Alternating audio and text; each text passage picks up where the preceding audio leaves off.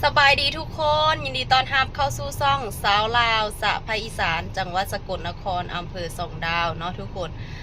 มื้อนี้มาพบเจอกันในวันที่14มิถุนายน2568เนาะมื้อนี้สาวลาวสิพาทุกคนไปเที่ยวสมบรรยากาศอยู่แถวภูแอนเนี่ยนะอยู่ทางภูแอนเป็นจังใดแล้วเนาะตอนนี้ทุกคนสาวลาวกะบ่ได้ไปโดนเนาะอยากจะไปเลาะเบิงกินลมชมวิวแถวภูแอนแน่เนาะทุกคนตอนนี้สลักก็ออกมานำเบ้ากุ้งแล้วแหละเนาะออกมาแต่เช้าตอนเช้าก็พากันเอาน้องควายออกไปลามอยู่ทุ่งนาเนาะให้ลูกสายออกไปตั้งแต่ตี 5พู้นแหละเนาะส่วนย่าสลักกับเบ้ากุ้งกับไปเกี่ยวตั้งแต่เมื่อวานนี่แหละ6 โมงแรงผู้เด้เมื่อวานนี้ยังไปเกี่ยวย่าไว้ให้น้องควายอีกอยู่เพราะว่าสลักบ่ได้อยู่เกี่ยวเนาะเพราะว่าสลักแอลมาอยากมาเปิดหูเปิดตาข้างนอกกับเบ้ากุ้งเนาะก็จำเป็นก็เลยได้พากันเกี่ยวหญ้าไว้ให้ลูกเนาะให้ลูกเบิ้งเที่ยวเอาหญ้าให้น้องควายแล้วก็เที่ยวเอาน้องควายเข้าห้มกินน้ำซ้ำนั่นเนาะทุกคนเพราะว่ามี2 ตัวลูกกับเบิ้งได้อยู่ดูแลได้เนาะ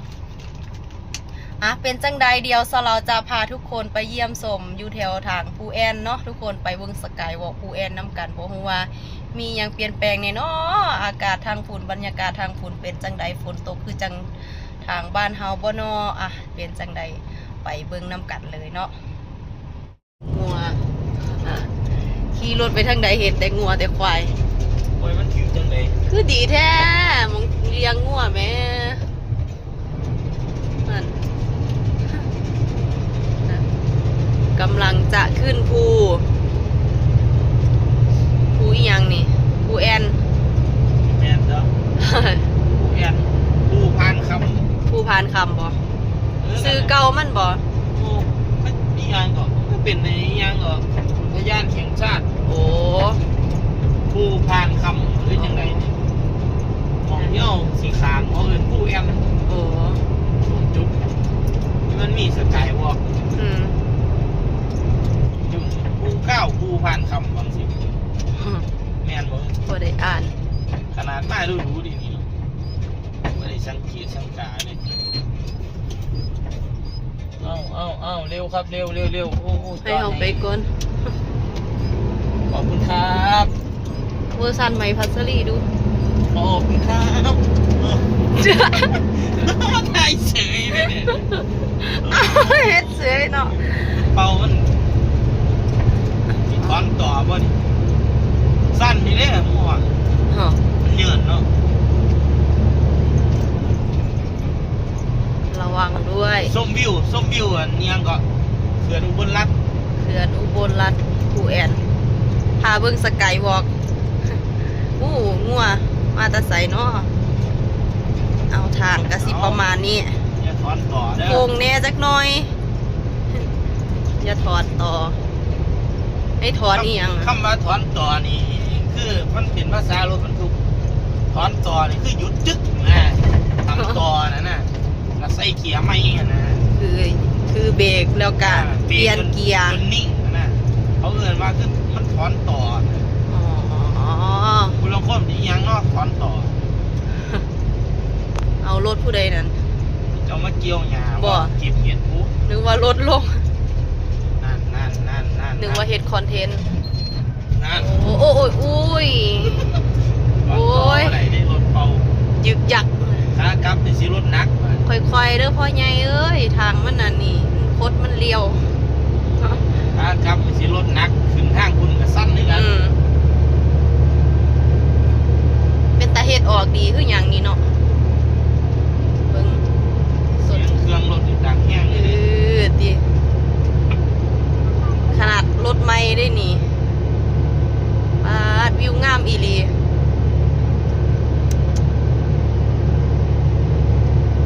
วิวสวยงามขากลับก็สิได้กลับเส้นเก่าเลยเพราะว่าสิมาตัก2 หม่องตักอยู่น้ำพองโค้งคักโค้งเนี่ยตักอยู่นู่นสังน่ะหอดแล้วบัดนี้สกายวอล์กโนนสังนี่ยังโนนสู่น้องบัวลำพูแม่นบ่เขาเขียนน้องบัวเลยโอ้วิวงามปิดปรับปรุงว่านี่แม่นอยู่ คือบ่ค่อยมีอันนี้บ่ค่อยมีคนมาเที่ยวกัน น้ำ ได้ ข้างบนรัดก็ยังบ่ทันมีน้ำเลย เนาะ แต่ว่าน้ำถ้าคุณเป็นน้ำแดงๆเนาะคล้ายๆว่าน้ำมันกำลังลงมาพุ่นน่ะเห็นบ่ แม่นอยู่ฟังพุ่น อันนี้น้ำใสเด้เครื่องหมุนน้ำแดงพุ่น โอ้ยเป็นน้ำสองสี น้ำใหม่มันกำลังลงมานะ เนาะเอาลงผู้แล้ววันนี้อู้เอาคือเป็นจังซั่นแม่มันแตก แตกที่พัง โอ้ โอ้พุ่นน่ะ โหนางาม ขี่ลวงลงพุ่นน่ะลงใส่น้ำพุ่นลงจุกปวดลง เย็นนั่นแหล้ว สั้นอยู่ได้นี่บ่ธรรมดาได้นี่ โอ้ลืดเลยวะโอ้เฮ็ดอิหยังแพ็คโค เจ้าเฮ็ดใหม่มันสิพัง เนาะกันอันนี้กันหลบดินถล่ม มันบ่มีไอ้ปลาอันนี้สิงามอยู่ เนาะปลามันอันนี้ ต้นไม้มันบัง บังน้ำเอาปล่อยบืนเด้อพ่อใหญ่เอ้ย พ่วงน้อยเด้ เนาะโอ้แกดิน แกขี้หิน แกหิน แกหินมาแต่เมืองเลย อ่ะมันน่ะอันนี้ก็วิวงามคือกันหมองนี้ ประสาน210แรงม้าเนาะ อู้งามบ่ได้มาโดนละ รถห้อง344แรงเนาะ ปานนั้นยังงั้นได้ถอนต่อคันรถหนัก โอ้บ่ได้แรงซ่าแล้วรถพ่วงก็สีแดงนี่ ให้เต้นยกปานกบเอาโลด แต่ว่าสิถึงปรับจักเท่าใดแล้วตัวภาษีความเร็ว อ้าวทุกคนตอนนี้เฮากะมาฮอดพิกัดของเฮาแล้วเนาะมองที่สิตักเขาโอ้ยโอ้ใหญ่กว่าเก่าเลยวะกำลังตักทวนเอาไป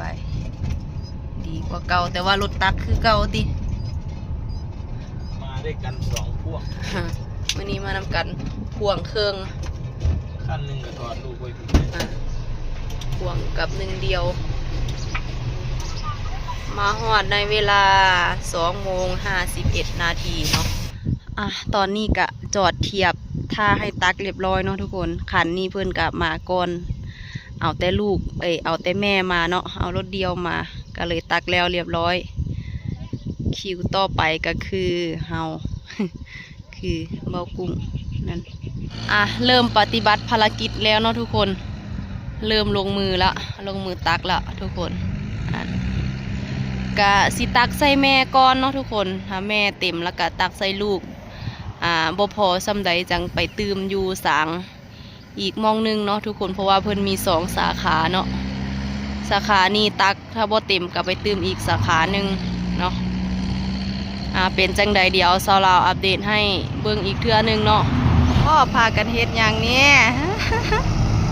ใส่คักใส่แน่แถบเบากุ้งเจ้าสิเอาเทื่อเดียวให้เบิดเลยติโอเคมือเคลียร์ค่ะ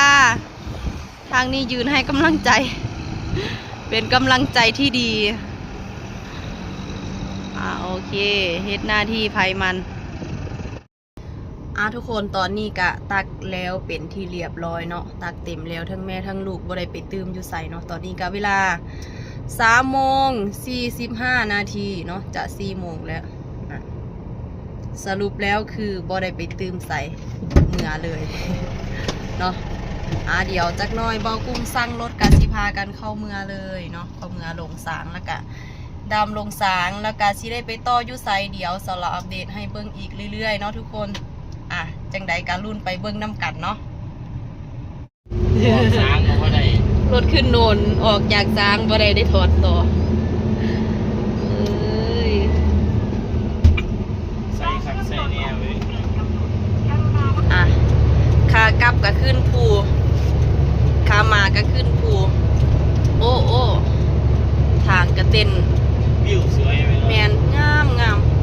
เฮ็ดฟาร์มกล้วยใส่เด้ โอ้เฮ็ดสวนสัตว์ใส่รถแล้ว มุยเต้นแน่ก็อดเบิ่งเอาเด้อวิวงามหลายก็เลยอยากให้ทุกคนได้เบิ่งนํกันโอ้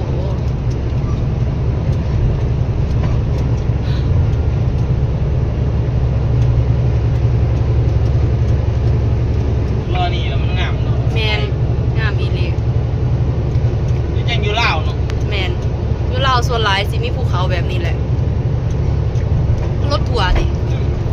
แกนมาทางนี้ แกนนมบัวเด้อ โอ้ให้เบิ่งวิว แต่ที่ว่าเห็นเป็นแดงๆอยู่ ให้เบิ่งวิวสกายวอล์กอีกเทื่อนึง ไม่ได้เป็นคนละสีเลย แม่นนั่นพูนเห็นอยู่คนละสี น้ำไม่ลงมา พูน น่ะ มันก็เป็นสีแดงกับสีอันนี้สบายดีสกายวอล์กบ่ได้ไปย่างเลยบ่ได้ไปย่างชมวิวเลย เปิดให้เขา แม่น ครับพูดน่ะคนละสีเลยเห็นป่ะ อืม น้ำไม่ลงมา คนละสีสกายวอล์กผู้แอนสัตว์เลี้ยงคือหลายแต่ว่ามีเสือมีช้างมีม้ามีไก่หมูเห็ดเป็ดไก่ สารผู้ลุก แม่นทุกคนตอนนี้กะออกเดินทางเมื่อฮอดเขาสวนกวางแล้วเนาะ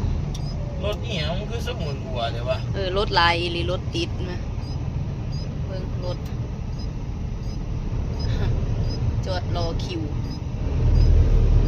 ไปโอ้อยาเด้อเสาเด้อ โอ้ยเขาหอดขวดขวดคนน่ะ ขวดอีหยัง เสาอย่างไหน ขวดโอโมงค์ ขวดเบียร์เนี่ยครับ ว่าอยู่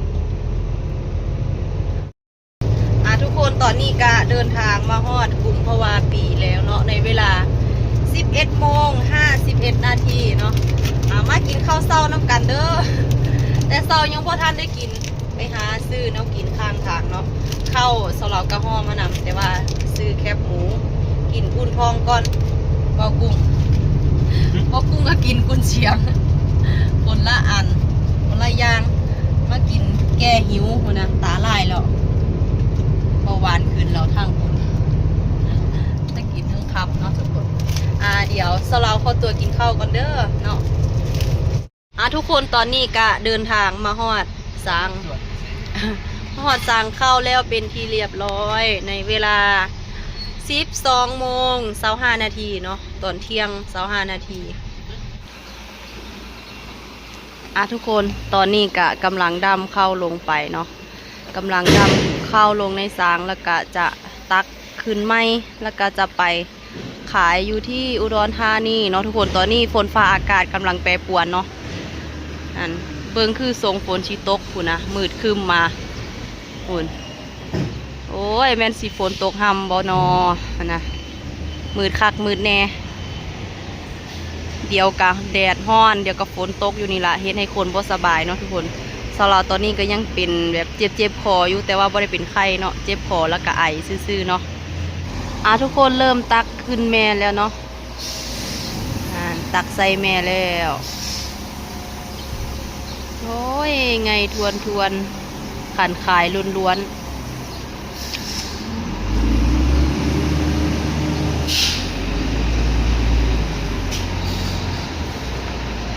เอาตักแม่แล้วกะสิต่อลูกเนาะทุกคน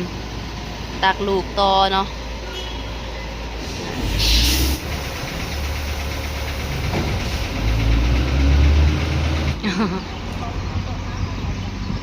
เอาหาพระเขามาให้พระ คนไปคนกลับ หาพระเข้ามาให้เสมียนกินเนาะทุกคนเอามาแล้วก็ต้องเอากลับนะเต็มอายะ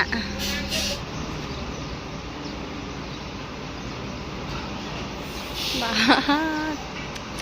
หนักคักหนักแน่สั่งก็ต้องได้ถอดแม่ถอดลูกสั่งเนาะทุกคนถอดแม่ถอดลูกสั่งต้องได้ต่อแม่ต่อลูกอีกเสียเวลานิดหน่อยอยู่มองนี่ล่ะเอาต่อแล้ววันนี้